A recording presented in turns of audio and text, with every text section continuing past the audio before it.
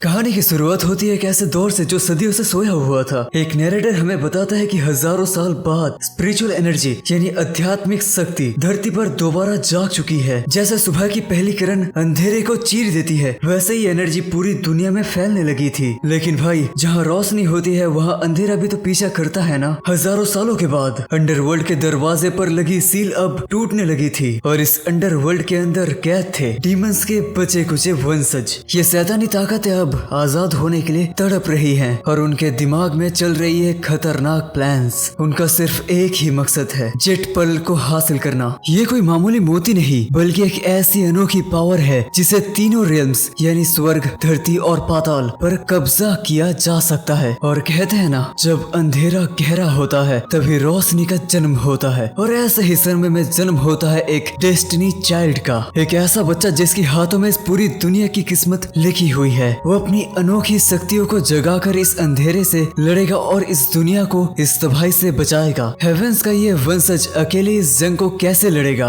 यही तो हमें इस कहानी में देखना है। तो दोस्तों, ये सिर्फ एक कहानी नहीं, ये एक शुरुआत है एक महायुद्ध का। और इसी महायुद्ध की शुरुआत का पहला पन्ना पलटता है और हम मिलते हैं हमारे स्टोरी के हीरो जियाओ सिन से। सिन एक मॉडर्न शहर का है, लेकिन यहाँ एक ट्विस्ट है। दुनिया मॉडर्न तो है, पर यहाँ स्पिरिचुअल एनर्जीज दोबारा जाग चुकी है। लोग फिर से मार्शल आर्टिस्ट बनने में लगे हैं, अपनी कल्टीवेशन को बढ़ाने में लगे हैं। इस दुनिया में अब वही सबसे ज्यादा पावरफुल माना जाता है जो कल्टीवेशन के पीक पर यानी सबसे उच्च दर्जे पर पहुंच जाता है। हम देखते हैं एक दीवार पर मार्शल आर्ट स्कूल के पोस्टर को। जियाओ सिन उसमें से एक पोस्टर को उठाकर सपने देखने लगता है। वो कहता है, मैं भी एक मार्शल आर्टिस्ट बनना चाहता हूँ। मैं जानता हूँ कि अभी मेरी ताकत बहुत ज्यादा कमजोर है, मैं अपने सपने से बहुत दूर हूँ, लेकिन एक दिन मैं सबसे ज्यादा ताकतवर मार्शल आर्ट के पीक तक जरूर पहुंचूंगा। अगले ही पल जियाओ सिन अपने मार्शल आर्ट के कोच के सामने खड़ा था। कोच उसका रिजल्ट देखकर सरकास्टिकली कहते हैं, वाह जियाओ सिन मेरे बेटे, इस बार तेरा रिजल्ट उतना भी बुरा नहीं है, बस 4 सब्जेक्ट में ही तो फेल हुए हो।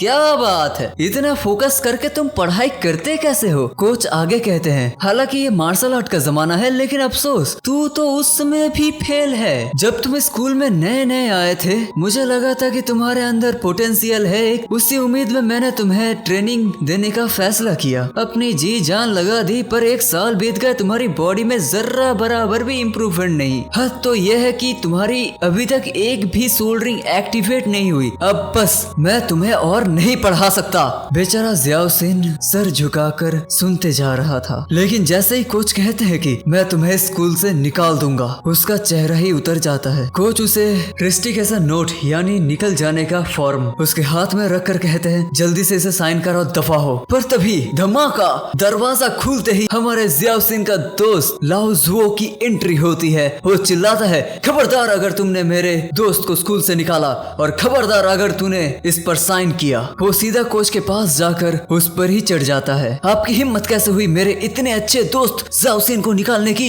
इसने कभी कोई रूल तोड़ा, कभी आपसे बदतमीजी की? कुछ नहीं किया। हाँ माना पढ़ाई में थोड़ा कमजोर है, क्लास में थोड़ा लेट आता है, धीरे धीरे सीखता है। 1 साल हो गया, लेकिन अभी तक घंटा कुछ उखाड़ नहीं पाया, एक भी सोल्डरिंग एक्टिवेट ना कर पाया, तो इसमें इसकी क्या गलती है सर? दोस्तों, आप लोगों से एक रिक्वेस्ट है कि आप लोग प्लीज कमेंट करके मुझे समझाना कि ये दोस्त है या दुश्मन। आई एम तो कंफ्यूज हो गया।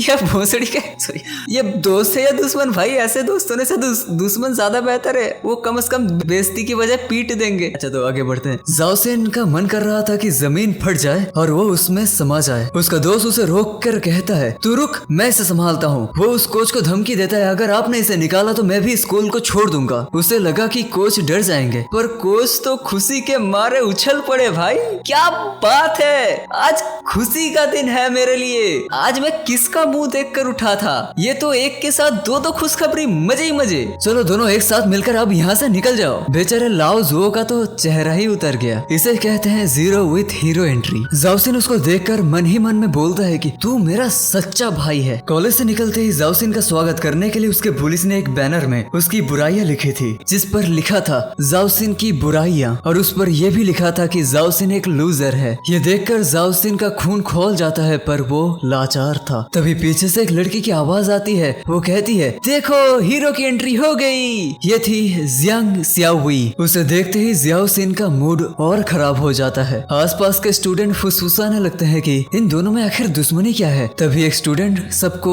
एक कहानी बताता है कि 1 साल पहले तक नेशनल मार्शल आर्ट के क्लास में नीचे से टॉप करने की आखिरी सीट जियांग सियाहुई की थी, पर जियाओसिन ने आकर उसका ये टाइटल छीन लिया और तब से वो एक दूसरे के दुश्मन बन गए। वो लड़की इसे एक पल भी बर्दाश्त नहीं कर सकती। जियांग सियाहुई ताना मारते हुए कहती है, मिस्टर हीरो जरा हमें भी तो बताओ, कॉलेज में हमेशा नीचे से नंबर 1 होने की टेक्निक क्या है। उसके चमचे हंसते हुए बोलते हैं, मिस आपने ये नहीं बताया कि नीचे से नंबर 1। कई बेचारा सच में नंबर 1 बनने के ख्वाब न देखने लगे। जियाओसिन गुस्से में वहाँ से धक्का देकर वहाँ से निकल जाता है। उसका ये एटीट्यूड देखकर जियांग सियाहुई को तो आग लग जाती है। इसकी हिम्मत तो देखो, ये अकड़ दिखा किसको रहा है। और फिर वो अपनी हद पार कर देती है और कहती है, जिसका बाप का पता नहीं, जिसका माँ का पता नहीं। और जैसे ही वो उसके माँ बाप के बारे में जहर उगलने शुरू हुई करती है, हमारा हीरो का सब्र का बांध टूट जाता है। एक करारा थप्पड़ और बेचारी जमीन पर गिर जाती है। और इसी पल गुस्से में जियाओसिन का हाथ पर उसकी स्पिरिचुअल रिंग्स हल्की सी चमकने लगी थी। अब मैडम थप्पड़ खाकर चुप बैठने थोड़ी वाली थी। फटाफट वो अपनी फोन निकालकर कॉल लगाती है अपने आशिक यानी अपने छपरी बॉयफ्रेंड को और बोलती है, जानू जियाओसिन ने मुझे थप्पड़ मारा।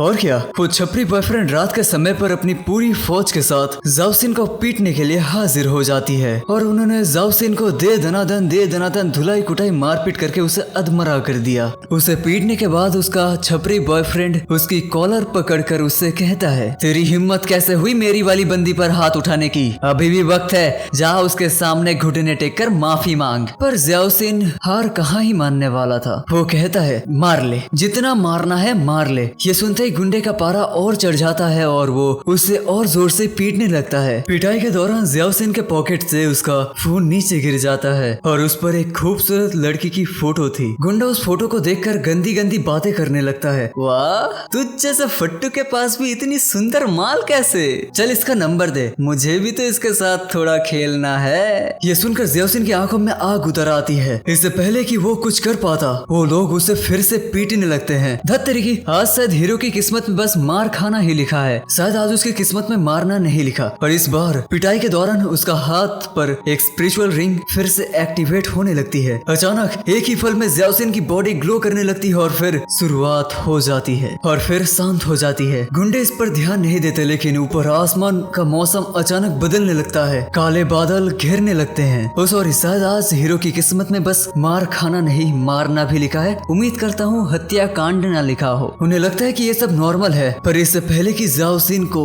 एक और बार मारते, आसमान से एक सुनहरी बिजली गिरती है सीधा जियाओसिन के ऊपर। ये स्ट्राइक इतनी जबरदस्त थी कि वो सीधा उसकी बॉडी में समाने लगती है और अगले ही पल सबके होश उड़ जाते हैं। जियाओसिन की बॉडी अचानक सुनहरे ऑरा में चमकने लगती है और वो हवा में तैरने लगता है। आसमान से आती वो अनोखी एनर्जी सीधा उसके बॉडी के अंदर जा रही थी। उसका ऑरा इतना खतरनाक तरीके से बढ़ रहा था कि गुंडों की सट्टी पट्टी कुल हो जाती। और तभी जियाओसिन ब्रेक थ्रू पर ब्रेक थ्रू करने लगा और उसकी स्पिरिचुअल एनर्जी आसमान को चीरते हुए 9th लेवल के हेवन तक पहुंच जाती है। वहाँ एक खूबसूरत लड़की को इस पावर का एहसास होता है। ऐसा लगता है कि जैसे वो इसी पल का इंतजार कर रही थी। वो कहती है, मैं जानती थी वक्त आ गया है उसके जागने का। नीचे इतनी पावर रिलीज होने के बाद भी जियाओसिन बेहोश था, लेकिन उसके सारे घाव अपने आप भर चुके थे। उसने ना अपनी स्पिरिचुअल रिंग्स एक्टिवेट कर ली थी, बल्कि वो जेट ब्लॉक इम्प्रिंट लेवल पर भी पहुंच गया था। होश में आते ही जियाओसिन को अपने सारे दुश्मन याद आने लगते हैं और वो गुस्से से भर जाता है। जैसे वो अपनी पूरी पावर दिखाता है, गुंडों को लगता है कि ये एक्टिंग कर रहा है और वो अपने हथियार उठाकर उस पर हमला करने के लिए जाने लगते हैं। पर भाई अब पासा पलट चुका था। जियाओसिन अब पहले जैसा कमजोर लड़का ना रहा। उसकी स्पीड, उसकी पावर, सब कुछ बदल चुकी थी। वो उसके हमले से ऐसे बच रहा था जैसे हवा से बातें कर रहा हो और तेजी से उन्हें इधर उधर पटक पटक कर मार रहा था। उसकी स्पीड इतनी तेज थी कि उन्हें उसके हमले दिखाई तक नहीं दे रहे थे। और जब वो एक पंच मारता है तो सामने वाला गुंडा दूर जा गिरता है। गुंडा लीडर जब अपने वेपन से उस पर अटैक करता है तो जियाओसिन बड़े आराम से उसके वेपन को छीन कर उसे दूर फेंक देता है। फिर वो अपनी पावर्स को एक्टिवेट करके अपनी पावर का थोड़ा सा नमूना दिखाता है। एक जबरदस्त पंच उसके सीने पे झड़ देता है। इस पंच से उसने साफ कर दिया था कि वो अब किसी को नहीं बख्शेगा। उसे पता था कि इस सब के पीछे जियांग सियाओई का हाथ है, इसलिए वो उस गुंडे को हवा में उछालता है और एक फ्लाइंग किक मारकर उसे नीचे पटक देता है। जब जाओ सिन दीवार में फंसे हुए वेपन को निकालता है तो उस गुंडे की हालत और खराब हो जाती है। वो गिड़गिड़ाने लगता है। फिर जाओ सिन उसके पैर पर एक कट मारकर उसकी बोलती बंद कर देता है और फिर उसके कान के पास जाकर एकदम ठंडे लहजे में कहता है, सुन, अगर दोबारा मेरी राह का कांटा बन या मुझसे पंगा लेने की सोची भी तो तेरे घर वालों को तेरी लाश भी नसीब नहीं होगी। ये डायलॉग सुनकर बेचारा गुंडा डर के मारे बेहोश हो जाता है। वहीं दूसरी तरफ जियाओ सिन के फोन में एक अजीब सा एप्लीकेशन ऑटोमेटिकली इंस्टॉल हो रहा था जिसके बारे में उसे कोई खबर नहीं।